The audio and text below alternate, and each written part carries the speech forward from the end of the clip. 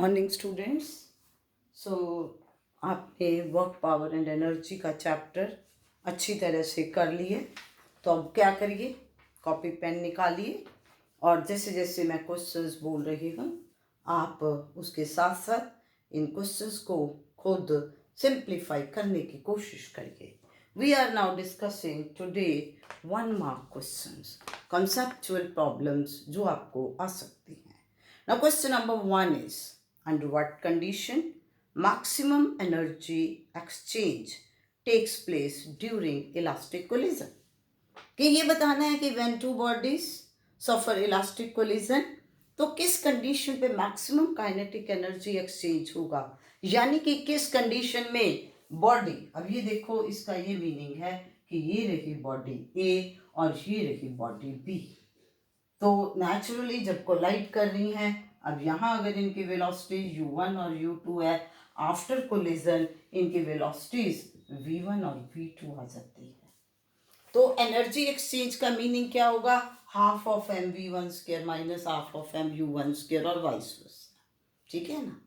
सो इसमें आप याद करो कि हम कहते हैं during elastic collision when two bodies are of equal masses then their velocities get exchanged. तो इसका मतलब कि इसमें जो कंडीशन की बात पूछी गई है तो वो क्या आएगी कि maximum kinetic energy exchange will take place when two bodies are of equal masses. Now question number 2. If a ball of mass m moving with velocity v strikes head on elastically with number of balls of same mass at rest in a line, how many balls from other side move? Very interesting question कि ये एक ball है A जिसका mass है M and it is moving with velocity V. इस side पर number of balls हैं इस तरीके से, हर बॉल का मास है एम और ये सारी बॉल्स क्या है, रेस्ट पे। अब पूछा ये क्या है कि जब ये बॉल जाकर के इस सिस्टम पे हिट करेगी तो इस साइड पर कितनी बॉल्स हैं जो मूव करेंगी, क्या चारों मूव करेंगी? लेकिन क्या कंडीशन दी है कि कोलिजन शुड बी इलास्टिक। देखो बेटा इसमें कैसे सोचेंगे कि हम सपोज कर लेते हैं कि 2 बॉल्स मूव कर रही हैं इस साइड पर, तो टोटल मास कितना मूव किया 2m। अब आप इधर का मोमेंटम आ गई mv, तो इधर मोमेंटम कितनी बन गई 2m इंटू v डैश। तो दैट मीन्स यहाँ से आपके पास आ जाएगा कि आफ्टर कोलिजन जब ये 2 बॉल्स मूव करेंगी तो किस वेलोसिटी के साथ, v/2 के साथ, क्योंकि तुमने इसको इससे इक्वेट कर दिया। ठीक हो गया। अब बिफोर कोलिजन काइनेटिक एनर्जी है हाफ एम वी स्क्र। अब आफ्टर कोलिजन कितनी बन जाएगी, half mass is 2m into velocity that is v dash, v dash मतलब v/2 का होल स्क्वायर। इसमें 2 से 2 कट गया तो ये कितना बन गई बेटे mv²/4। तो काइनेटिक एनर्जी तो इसमें कंजर्व नहीं हुई। इस साइड पर हाफ mv² है, इधर 1/4 mv² है। तो दैट मीन्स कि जो हमने सपोज किया वो सपोजिशन क्या हो गई, गलत हो गई। तो इसका मतलब कि अगर एक ही इधर जाएगी तो फिर कोई प्रॉब्लम नहीं आएगी, 3 और 4 में तो और ज़्यादा प्रॉब्लम आएगी। सो दैट मीन्स इसमें हमारा आंसर ये आएगा कि only one ball from other side will move when bob A will hit. Now question number 3 is, the collision between 2 hydrogen atoms is perfectly elastic. The collision between 2 hydrogen atoms is perfectly elastic, so the momentum is conserved. Do you agree with this statement? अब उसने ये कहा कि 2 जो आपके पास hydrogen atoms हैं उनकी collision को हम परफेक्टली इलास्टिक मान रहे हैं क्योंकि मोमेंटम कंजर्व रहता है। क्या ये स्टेटमेंट सही है? तो हमारा आंसर क्या होगा, no, we do not agree with this statement. Because क्यों? Because momentum is conserve whether the collision is elastic और inelastic। ठीक होगी बात। Now question number 4, why no energy is being consumed in planetary motion? कि जब planet revolve कर रहा है अराउंड सन तो नो एनर्जी इज कंज्यूम। क्या आंसर आएगा इसमें? बेटा आपको पता है कि प्लैनेटरी मोशन में कौन सी फोर्स आ रही है? Force of gravitation between planet and sun, and this force is radial force. It is acting along the line joining the position of sun and the planet, and motion of the planet is along the tangent. So ऐसे ही है ना, ये देखो जब ये इस तरीके से है तो आपके पास this is the position of sun and this is the position of planet, तो फोर्स इस तरफ है और डिस्प्लेसमेंट इस तरफ है। So that means no work is done when planet is revolving round the sun. So इसलिए no kinetic energy will be consumed in this case. So since work done is zero, it means no energy is consumed. Now question number 5 is, a proton and an electron are brought towards each other. Will the potential energy of the system decrease or increase? अब इसमें ये रहा electron और ये रहा बेटा proton, and they are at a distance of r. इनके बीच में कौन सी एनर्जी है? Potential energy U। इसकी वैल्यू होती है 9 into 10⁹ QE charge on electron, QP charge on proton divided by r²। अब आपको पता है इलेक्ट्रॉन पे चार्ज है नेगेटिव, प्रोटॉन पे है पॉजिटिव, सो दैट मीन्स इस केस में जो पोटेंशियल एनर्जी सिस्टम की आएगी वो क्या आएगी? नेगेटिव। अच्छा अब क्या किया आपने? इनको क्लोज लिया है, आर की वैल्यू डिक्रीज होगी तो यू इंक्रीज होगा। पर आगे ध्यान से देखिए कि मान लो पहले यू की वैल्यू -3 थी, अब वैल्यू इंक्रीज हो गई है ना, आर कम होने से। इंक्रीज होने का मतलब ये -5 हो गई। अब मेरे को जरा ये बता दो कि -3 और -5 में से कौन सी वैल्यू ज़्यादा है? कौन सी वैल्यू ज़्यादा है? -3 और -5 में से -3, तो -5 कम है, तो इसका मतलब क्या हुआ कि when they are brought close together then potential energy of the system will decrease। बच्चे ध्यान रखना है कि पोटेंशियल एनर्जी में भी पॉजिटिव और में भी नेगेटिव, तो इस वजह से इसमें आपको इस पॉइंट का ध्यान देना पड़ेगा। अब ये जो मैंने आपको एक्सप्लेनेशन दी this is according to mathematics. अब आप फिजिक्स के अकॉर्डिंगली सोचिए क्या है कि electron is brought close towards proton, there is force of attraction, तो obviously electron will come towards proton by itself. That means work will be done by the electron. That means work is done at the cost of energy. So इसलिए इसमें energy जो है system की वो reduce होगी। Now question number 6 is, can acceleration be produced without doing any work? कि काम कोई नहीं करना लेकिन acceleration produce हो, तो इसमें हमारा आंसर क्या आएगा? यस। और इसमें कौन सा एग्जाम्पल है बेटा? Centripetal acceleration. कि जब आप सेंट्रीपिटल एक्सेलरेशन की बात कर रहे हो ये कब आ रही है? When body is moving along circular path with uniform speed. जब बॉडी की यूनिफॉर्म सर्कुलर मोशन है, इस केस में वर्क डन क्या है? 0। लेकिन इस केस में एक्सेलरेशन आ रही है कि नहीं? Centripetal acceleration.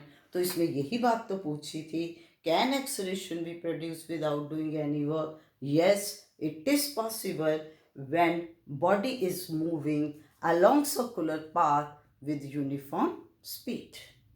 Now next question is question number 7, can kinetic energy of system be increased और decreased without applying any external force on the system? कोई एक्सटर्नल फोर्स सिस्टम पे अप्लाई नहीं कर रहे, तो ये पूछा जा रहा है कि क्या उसके बावजूद भी काइनेटिक एनर्जी इंक्रीज या डिक्रीज हो सकती है? मैं आपसे ये पूछ रही हूँ। एक्सटर्नल फोर्स लगाओगे तब तो होगी, तो इसमें भी आंसर आएगा यस। अब जरा सोचिए कि यस तो कह दिया, कैसे? मैंने कहा एक्सटर्नल फोर्स नहीं, तो it is possible with the help of internal forces और इसमें जरा आप एक एग्जाम्पल सोचिए कि जिसमें हम ये कह रहे हैं, क्या कह रहे हैं कि kinetic energy of the system is increased, that is explosion of bomb. बेटा बॉम्ब क्या है, रेस्ट पे है, आप उस पर कोई बाहर से फोर्स अप्लाई नहीं कर रहे। जब एक्सप्लोजन हो रही है तो कौन सी फोर्सेज है, इंटरनल फोर्सेज हैं, है ना, उसमें केमिकल फोर्स है जो उसके अंदर है, तो इंटरनल फोर्सेस की वजह से ब्लास्ट हुआ, तो different parts, different fragments different directions में मूव कर रहे हैं, तो उनके पास कौन सी एनर्जी आ रही है, काइनेटिक एनर्जी। तो इसलिए इसमें आपका आंसर यस आएगा, और आप इसमें बताओगे कि it is possible due to internal forces, and the example you will give explosion of a bomb. Now question number 8. A man rowing a boat upstream is at rest with respect to shore. Is he doing any work? तो naturally when it is given कि उसकी जो relative position है वो क्या है, zero, relative displacement is zero, so obviously in this case work done will be zero. And now the next question number 9. Question number 9 is, a ball is dropped onto the ground from a height of 1 meter. The coefficient of restitution is 0.6. To what height will the ball rebound? अब इसमें ये दिया है कि ball यहाँ से ground पे आके यहाँ स्ट्राइक कर रही है, and this height is of 1 metre. तो नेचुरली बॉल जिस वेलोसिटी के साथ ग्राउंड पे स्ट्राइक करेगी, that velocity will be v1, and if this height is 1 metre h1, तो आपको पता है आपने v1 कैसे लिखना है, 2g h1 under the root, यही बना। अब इसके बाद क्या हुआ कि यहाँ पर ये जब कोलाइड की कुछ एनर्जी उसको दे दी गई, तो उसके बाद ये यूं रिटर्न हो रही है up to this height h2, तो इस पॉइंट के ऊपर इसकी वेलोसिटी जो है v2 हो गई। तो सॉरी यहाँ पर इसकी वेलोसिटी क्या हो जानी है, 0। तो यहाँ से जब ये चली तो किस वेलोसिटी से चली, v2 के साथ, which will be 2g h2 under the root. तो हमने इसमें ये देखा कि ball strikes the ground with velocity v1, तो naturally collision is in elastic, कुछ एनर्जी उसकी यूज हो गई जब स्ट्राइक के साउंड में, हीट में, तो जब वो ऊपर को जा रही है तो उसकी वेलोसिटी v1 की बजाय कितनी रहेगी, v2। तो ये जो v1 और v2 का मैंने एक्सप्रेशन लिखा है, this is simply according to one dimensional equations. तो अब कोफिशिएंट ऑफ रेस्टिट्यूशन क्या होता है, रिलेटिव वेलोसिटी ऑफ सेपरेशन, वो इसमें क्या आएगा, v2, क्योंकि आपके पास बॉल की वेलोसिटी होगी v2, ग्राउंड की 0 है, तो v2 minus 0।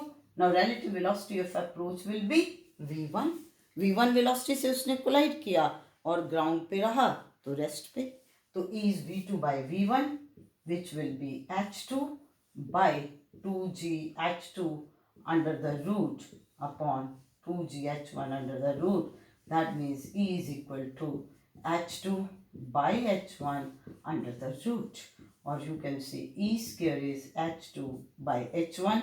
Now e is given 0.6, h2 हमने कैलकुलेट करना है, h1 is 1 मीटर, तो h2 आपके पास आ गया 0.36 मीटर। अब इसमें नेक्स्ट क्वेश्चन था, how many million electron volt are there in 1 watt hour. 1 watt hour में कितने मिलियन इलेक्ट्रॉन वोल्ट हैं। ये याद रखिए कि ये दोनों जो यूनिट्स हैं, वॉट आवर या मिलियन इलेक्ट्रॉन वोल्ट, ये किसके यूनिट्स हैं, these are the units of energy. तो हमने कन्वर्शन ही करनी ना।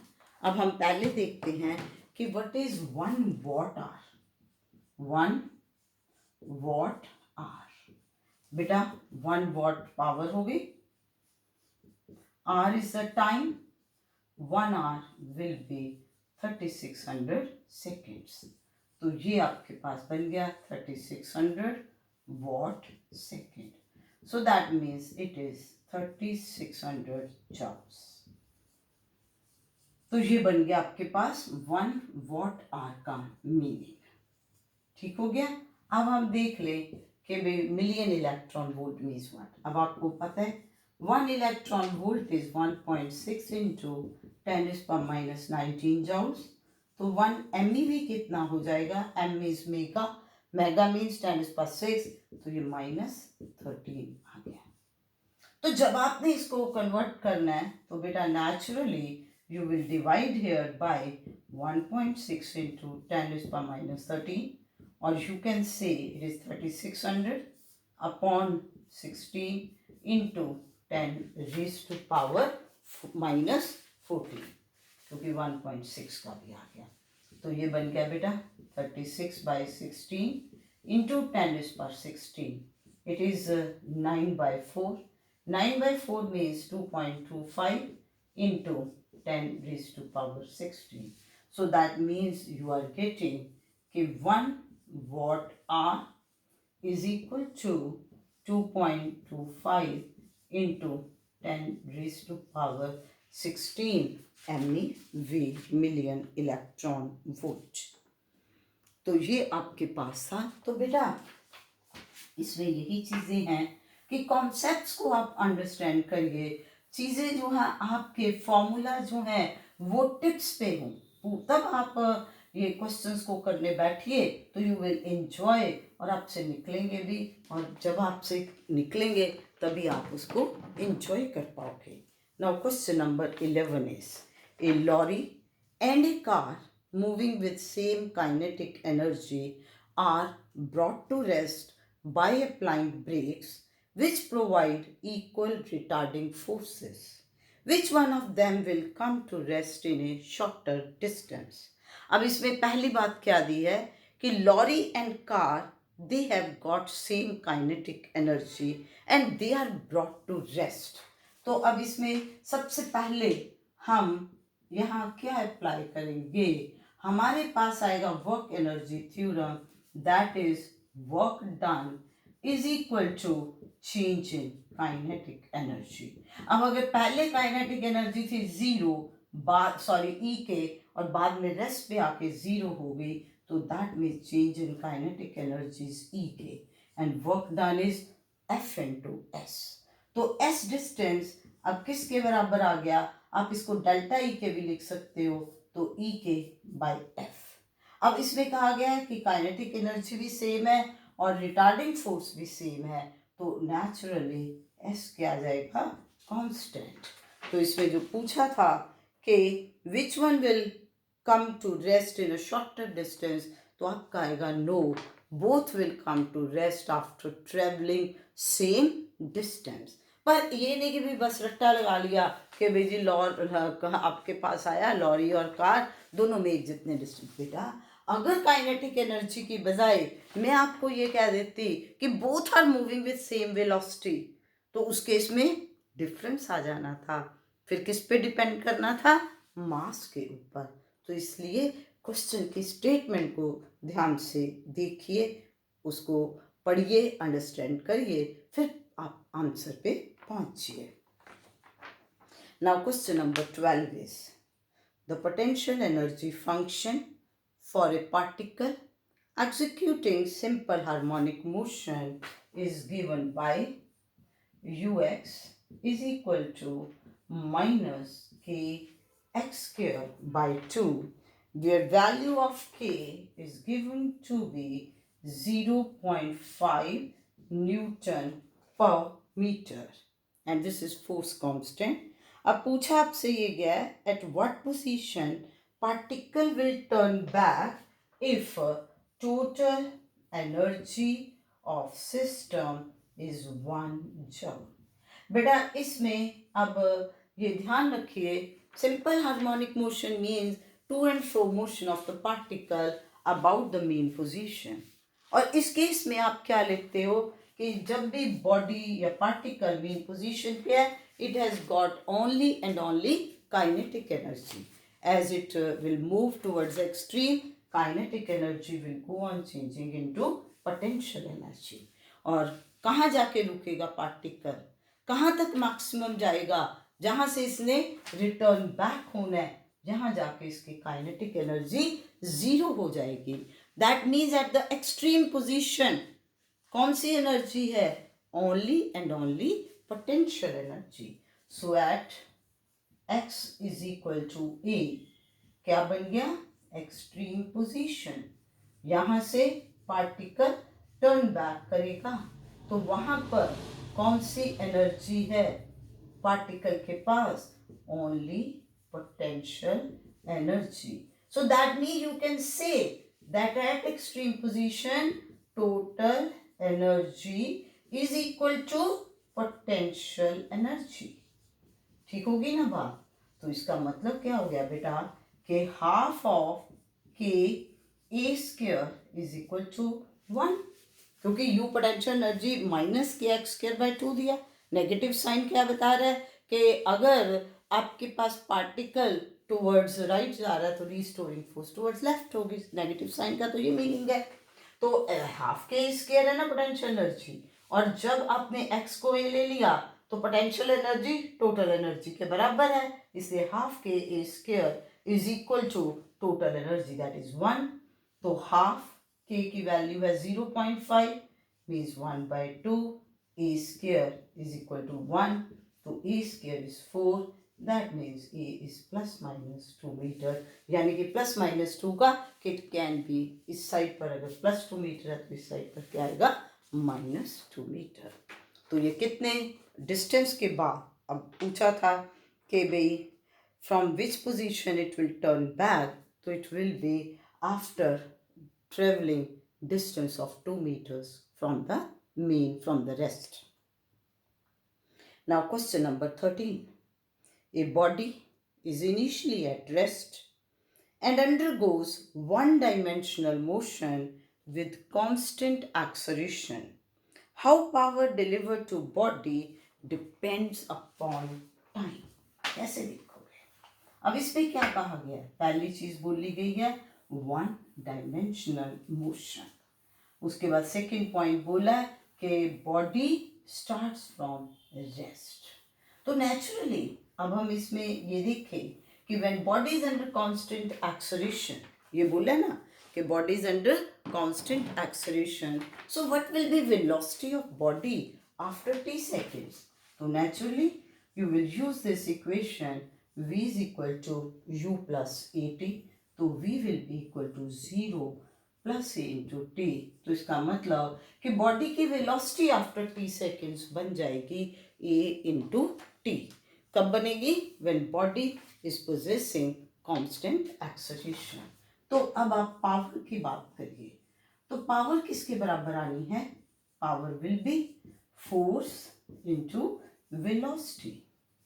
अब फोर्स क्या है, force is mass into acceleration and this v is the velocity.